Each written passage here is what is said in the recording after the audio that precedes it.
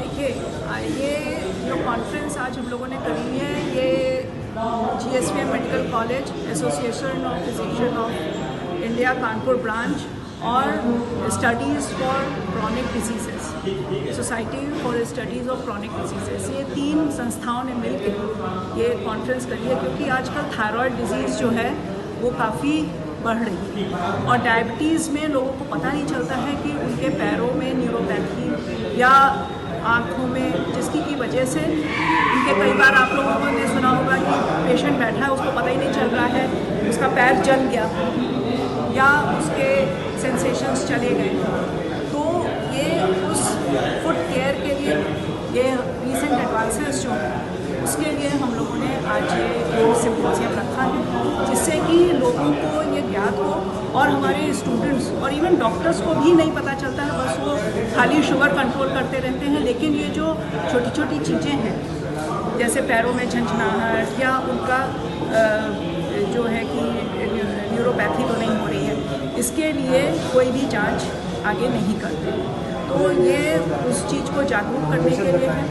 और यहाँ पे हम लोग हर पेशेंट, क्योंकि अगर डायबिटीज़ 5 साल से अधिक है तो उसमें कॉम्प्लिकेशंस होने के चांसेस ज़्यादा रहते हैं। और हम लोगों को ये सभी चीज़ें, चाहे रेटिनोपैथी हो या मतलब जैसे आँख में जो डायबिटीज़ से नुकसान हो जाता है वो हो जाती है, अंधापन आने लगता है, या फिर पैरों में न्यूरोपैथी हो जाए, या गुर्दे खराब होने लगे, डायबिटिक नेफ्रोपैथी हो जाए, या कार्डियक हार्ट गड़बड़ होने लगे। तो इन सब चारों चीज़ों को हम लोगों को अच्छे से देखना चाहिए। उसी के लिए हम लोगों ने आज एक सिम्पोजियम किया है, जिसमें डॉक्टर शिवेंद्र हमारे यहाँ पे एंडोक्रिनोलॉजिस्ट हैं और इन्होंने पूरा एक डायबिटिक फुट लैब चलाया है, जिसमें कि ये सभी पेशेंट्स जो कि जिनमें अल्सर बन जाते हैं वो उनको ट्रीट करते हैं, और यदि ज़रूरत होती है तो सर्जरी वालों का भी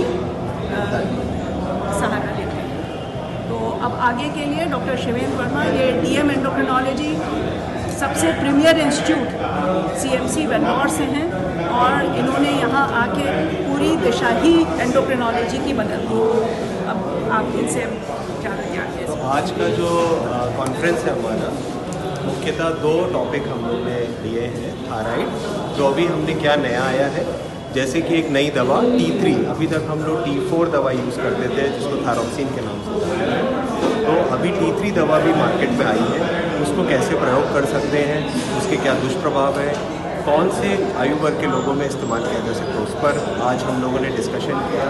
इसके अलावा प्रेगनेंसी में अगर किसी को हाइपरथायराइडिज्म यानी थायराइड की मात्रा बढ़ जाए तो कैसे उसको ट्रीटमेंट करेंगे, उसको डॉक्टर सुभाष यादव जो संजय गांधी से आए उन्होंने उसके बारे में बताया। प्रेगनेंसी में बहुत ही फाइन कंट्रोल चाहिए होता है, ना हम ज़्यादा दवाइयाँ दे सकते हैं, ना ही अपनी जाँचों को ऊपर नीचे होने दे सकते हैं। इसके अलावा कुछ हमारे आजकल आर्टिफिशियल इंटेलिजेंस का ज़माना है, तो हम नए तकनीक थायराइड की टेस्टिंग के लिए क्या कर सकते हैं, बिल्कुल तुरंत 1 सेकंड में कैसे हमारे थायराइड के रिपोर्ट आ जाए, उस पर भी हम विचार करेंगे। ये आगे हमारे मरीजों के ट्रीटमेंट में बहुत सहायक होगा। इसके अलावा जो हमारा डिस्कशन है वो डायबिटिक फुट पर होगा। थायराइड नोड्यूल पर भी हम करेंगे कि थायराइड कैंसर वो कैसे पकड़ में आए जल्दी और उसका क्या इलाज संभव हो सकता है, अल्ट्रासाउंड की क्या विशेषता है इसमें, साथ में डायबिटिक फुट, क्योंकि ये भी एक गंभीर समस्या है जैसा कि मैडम ने बताया।